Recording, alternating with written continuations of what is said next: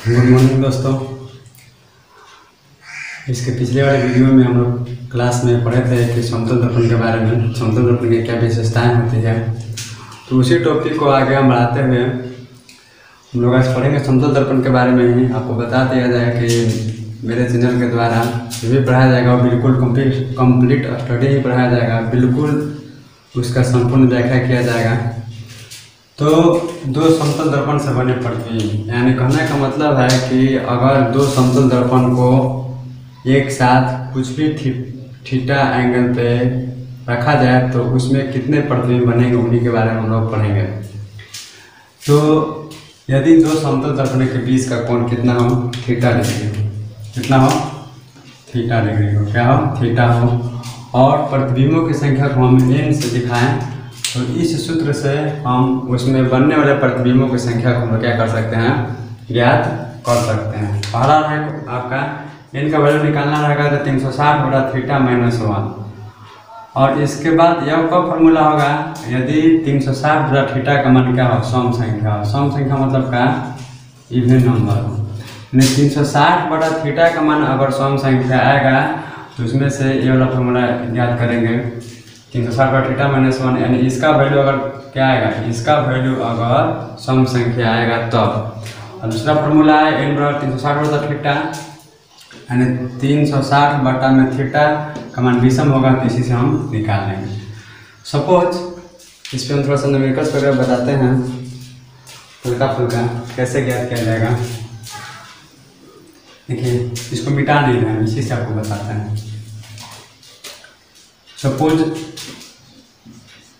ये क्वेश्चन है कि यदि दो समतल दर्पण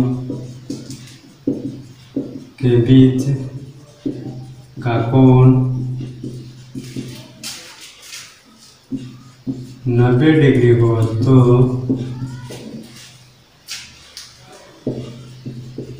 इसमें किसी वस्तु का प्रतिबिंब, इसमें किसी वस्तु की प्रतिबिंब की संख्या क्या होगी, प्रतिबिंब की संख्या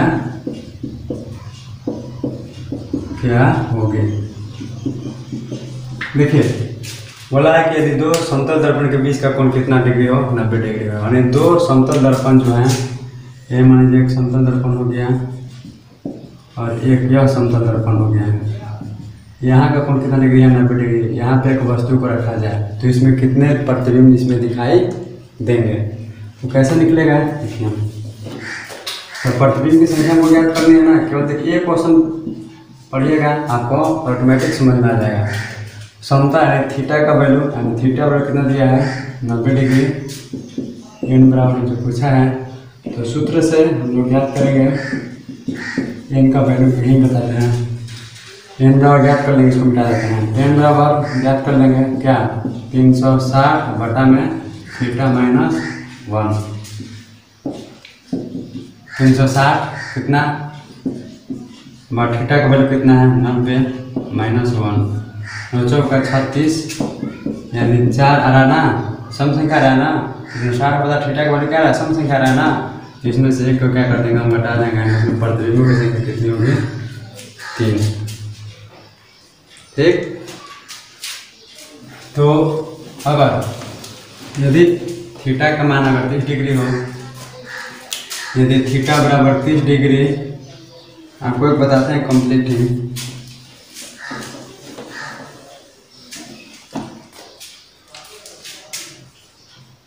थीटा का मान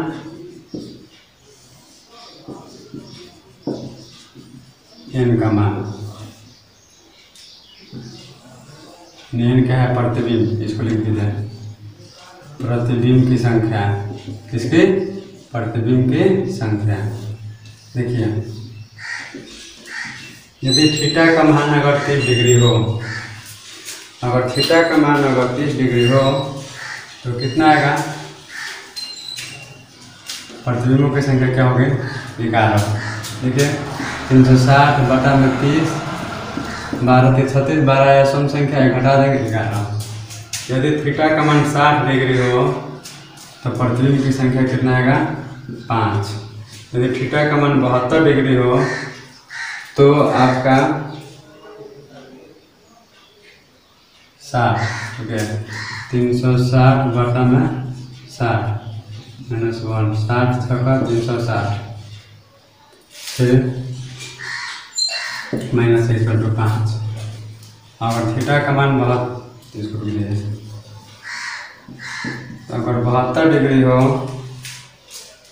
तो n का वैल्यू आएगा आपका 5। यदि थीटा का मान 45 डिग्री हो तो n का वैल्यू आएगा आपका 7। यदि थीटा का वैल्यू अगर 60 डिग्री हो तो भी n का वैल्यू आएगा कितना, 5 में। और अगर थीटा का वैल्यू अगर 90 डिग्री हो तो n का वैल्यू आएगा 3। कभी भी जो प्रतिबिंब आएगा हमेशा, याद कर लें, कभी भी प्रतिबिंब जो आएगा हमेशा वो आपका विषम संख्या के रूप में ही आएगी। किसके संख्या के रूप में? विषम संख्या के रूप में ही आएगी। और फॉर्मूला से हम ज्ञात कर सकते हैं। हाँ, आप कहिएगा कि यदि देखिए यदि थीटा का मान 0 डिग्री हो जाए, यानी कहने का मतलब क्या हो जाए, समांतर हो जाए। क्या हो जाए? समांतर हो जाए तो n का वैल्यू क्या होगा, इन्फिनिटी आता है। आप सडन में दीजिएगा तो देखिएगा कि दो शीशों को एक इस साइड में एक इस साइड में रखे रहते हैं शीशे, उसमें भाई नाई जो बाल जब बनाता है उसमें जो प्रतिबिंब बनते हैं, अनगिनत प्रतिबिंब बनते हैं। वो बात अलग की बात है कि धीरे धीरे वो प्रतिबिंब धुंधला होता चला जाता है। तो कहने का मतलब है कि इस तरीके से हम फार्मूला से हम ज्ञात कर सकते हैं।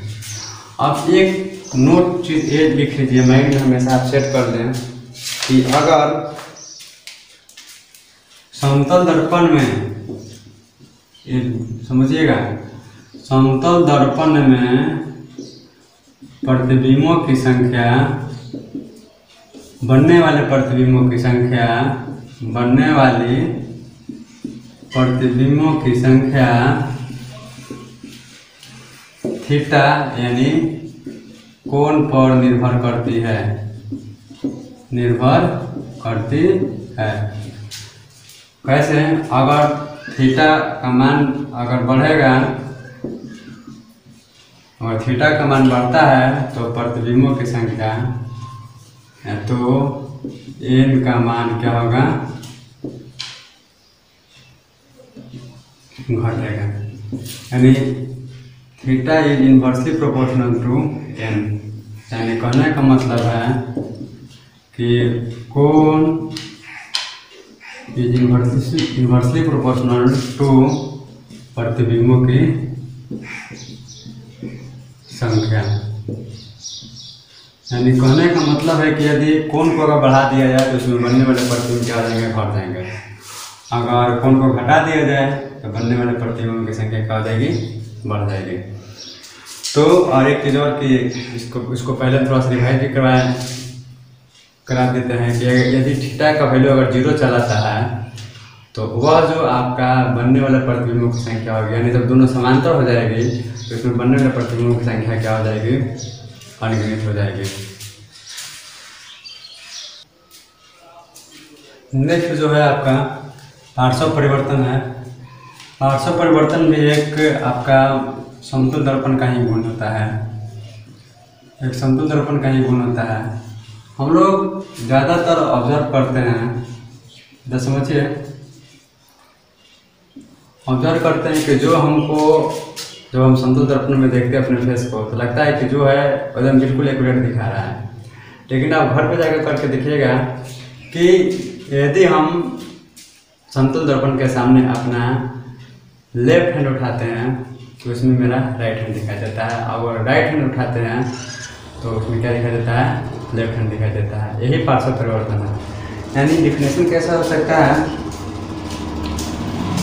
डिफिनेशन आपको बता दें। यदि मुझे लिखे, ऐसे लिखें, समतल दर्पण में किसी भी वस्तु का केवल समतल दर्पण में ही वस्तु का दायां भाग का बायां दिखाई देना, बायां दिखाई देना तथा बायां भाग का दायां दिखाई देना, दायां दिखाई देना पार्श्व परिवर्तन कहलाता है।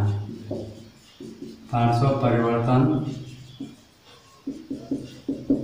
कहलाता है। यानी कहने का मतलब है कि यदि हम समतल दर्पण के सामने खड़े हो जाएं और इसमें अपना लेफ्ट हैंड उठाएंगे तो मेरा क्या दिखाई देगा, उसमें राइट हैंड दिखाई देगा। अगर राइट हैंड उठाएंगे उसमें सामने क्या दिखाई देगा, लेफ्ट हैंड दिखाई देगा। इसी को हम लोग कहते हैं पार्श्व परिवर्तन। यह जो है ये सभी दर्पणों का नहीं, केवल समतल दर्पण का नहीं, यह क्या होता है, गुण होता है। तो जो नेक्स्ट टॉपिक है वो अगले वीडियो में आएगा। तब तक के लिए be safe and safe. Thank you.